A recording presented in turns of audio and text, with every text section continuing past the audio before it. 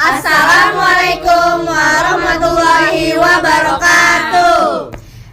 What's up guys? Perkenalkan, kami dari kelompok 5 kelas 12 MIPA 2. Di sini kami ingin mendiskusikan topik yang bertema ekonomi.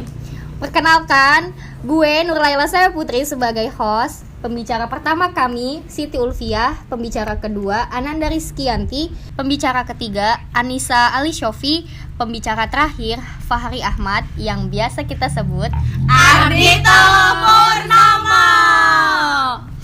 Editor kami Gina Rahmawati dan ketua kelompok kami Taupan Irmansyah. Pada sehat-sehat semua kan? Sehat badan, sehat pikiran, sehat kantong juga kan? Aduh, lagi bokeh nih. Kanker banget nih, kantong kering nih bos. Gimana yang lain? Alhamdulillah sehat luar biasa. Menurut lo gimana sih tentang sistem sekolah sekarang? Menurut gue sih, gue lebih prefer ke sekolah offline-nya daripada online. Karena untuk pemahaman materi yang guru sampaikan lewat online dan offline itu beda banget. Karena jika diterangkan secara langsung, itu akan mudah dimengerti daripada diterangkan secara online. Mungkin dari segi sosialisasi, sekolah offline itu lebih asik, lebih berwarna kan, ketemu teman-teman, dan juga ketemu ayang kan nih. Terus kita juga bisa dapat uang jajan kan. Karena kalau sekolah online kita nggak dapat uang jajan, karena pendapatan orang tua atau ekonomi keluarga itu turun. Kalau gue sih tim online karena lebih irit duit, bisa sambil rebahan. Oh iya guys, kalian ada yang tahu nggak arti dari ekonomi? Ekonomi adalah ilmu sosial yang mengatur keuangan rumah tangga, berkaitan dengan aktivitas produksi, distribusi, dan konsumsi barang dan jasa, dalam rangka memenuhi kebutuhan hidup untuk mencapai kemakmuran. Memberikan pemahaman atas potensi kebijakan ekonomi, memberikan pemahaman atas keterbatasan kebijakan ekonomi, membantu memahami bentuk perilaku ekonomi di dunia nyata secara lebih baik, membantu lebih mahir atau ahli dalam menyelesaikan masalah ekonomi. Landasan pengembalian keputusan, maksudnya kalian sebagai manusia menjadi lebih mampu dalam menentukan kebijakan terhadap suatu masalah yang bisa terjadi. Dalam dunia perekonomian, kebijakan akan diterapkan saat suatu permasalahan muncul atau terjadi. Penyelesaian masalah tersebut diperoleh dari sebuah upaya atau kebijakan. Ekonomi dibagi menjadi dua, yaitu makro dan mikro. Apa sih ekonomi makro dan mikro tuh? Apa sih ya? Gue baru denger nih, gue taunya makro nih doang. Ekonomi makro adalah cabang ekonomi yang mempelajari bagaimana perekonomian secara keseluruhan, pasar atau sistem lain yang beroperasi dalam skala besar berperilaku. Sedangkan ekonomi mikro adalah ilmu yang mempelajari implikasi insentif dan keputusan, khususnya tentang bagaimana hal itu mempengaruhi pemanfaatan dan distribusi sumber daya. Apakah perekonomian Indonesia saat ini sudah stabil? Gampangnya gini, kalau ngomong banyak banget ya emang. Tapi kalau gue kan sedikit aja ya. Ada yang 3 primer deh yang bisa kita anggap sebagai ekonomi yang stabil. Pertama, dalam pengurusannya rendah.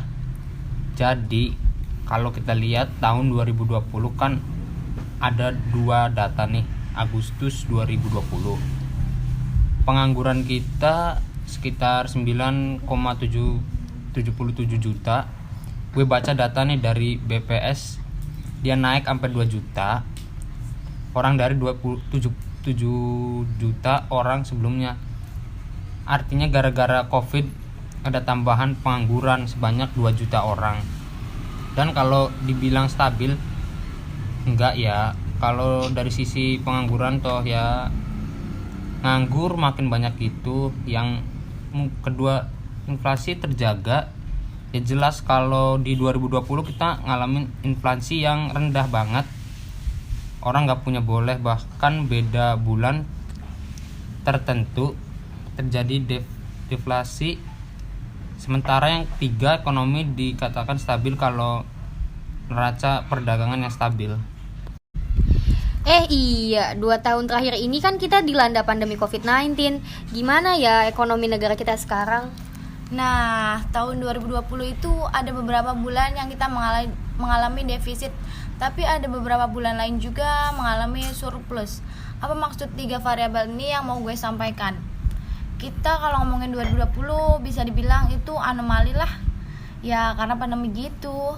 Sementara kalau ngomongin 2021, 2022, 2023, teman-teman bisa lihat apakah dari 3 indikator itu semuanya positif atau enggak nih?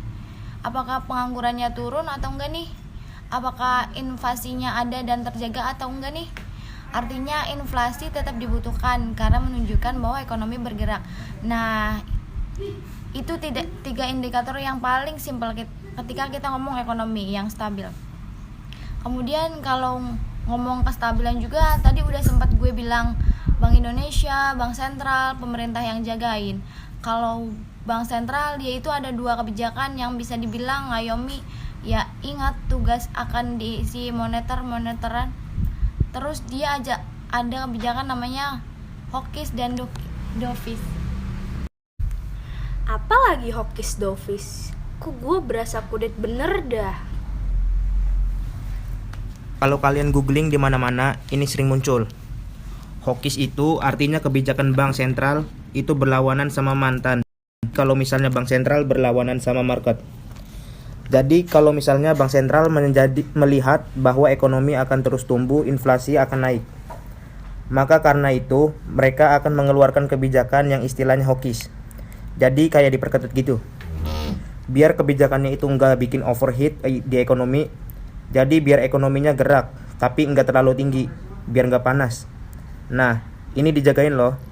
Kalau kebijakan bank sentral yang namanya dovish ini, kalau pro market, artinya melihat bahwa perekonomian itu lagi lesu. Maka bank sentral akan mereduksi rate bunga biar lebih santuy gitu. Ibaratnya dia ngasih stimulus ke ekonomi biar gerak, biar rodanya jalan naik gitu. Contohnya 2020, Covid terus ekonomi turun. Maka bank sentral melakukan kebijakan yang dovish, berusaha untuk pro market ya kan. Nurunin 7B. Selama 5 kali tuh dari 5% sampai 3,75% itu ya. Terus kalau pemerintah apa kebijakannya ya? Ada namanya kebijakan fiskal. Jadi kayak mereka ngasih kebijakan pajak dan cukai. Itu kan enggak semata-mata cuman biar dapat pendapatan, tapi juga untuk mengendalikan ekonomi. Kalau sedang susah, maka dikeluarkan tuh stimulus pengurangan pajak. Kalau ekonomi lagi bagus, pajaknya dinormalkan. Terus kalau teman-teman lihat ke rokok tuh, ada juga yang buat apa sih cukai rokok? Apakah cuman gara-gara ingin dapat uang dari perokok? Enggak gitu. Coba tebak, apa ya? Terus balik lagi ke masa kemarin, kan ada tuh stimulus pemerintah ratusan triliun. Ada yang buat bansos, ada yang buat bantuan listrik. Kalau masalah kayak gitu ya, nah itu juga salah satu yang dilakukan pemerintah ini. Gua bukan ngomong-ngomong dari sisi ekonomi ini. Kemudian kalau kita ngomong juga makna, harus melihat bagaimana sih duit kita. Rupiah kayak bagaimana sih? Kan itu salah satu simbol bahwa ekonomi stabil tercermin dari pergerakan mata uang. Gimana sih cara menstabilkan mata uang rupiah? Ya, tahu kan ada yang namanya cadangan devisa. Guna dari cadangan devisa itu salah satunya buat bikin stabil mata uang. Caranya ya kalau misal pas mata uang kita jatuh, maka akan dipasok falas ke market sama bank sentral berkurang. Tapi rupanya stabil itu gampang ya. Ya kalau kalian mau belajar lebih, kalian bisa searching sendiri atau masuk ke kelas ekonomi. Tapi ini adalah gambaran singkat, biar ketika kalian mau invest, ketika kalian ngomongin reksadana, saham, falas, dan lain sebagainya, ngerti sedikit tentang basic ekonomi. Karena ini penting, akan bermanfaat untuk kalian semua. Waduh, tenggorokan gue sampai seret nih. Udah kantong kering, tenggorokan seret lagi. Hidup nelangsa, nggak punya rumah, banyak gaya, duit habis tersisa. Ekonomi Indonesia punya titik lemah, angka tabungan rendah, salah satunya. 1, 2, 3, ekonomi Indonesia maju. Thank you buat teman-teman semua yang udah dengerin podcast ini sampai selesai. Gue mewakili teman-teman yang lain meminta maaf bila ada salah kata yang tidak kami sengaja. Semoga menghibur dan bermanfaat. Wassalamualaikum warahmatullahi wabarakatuh.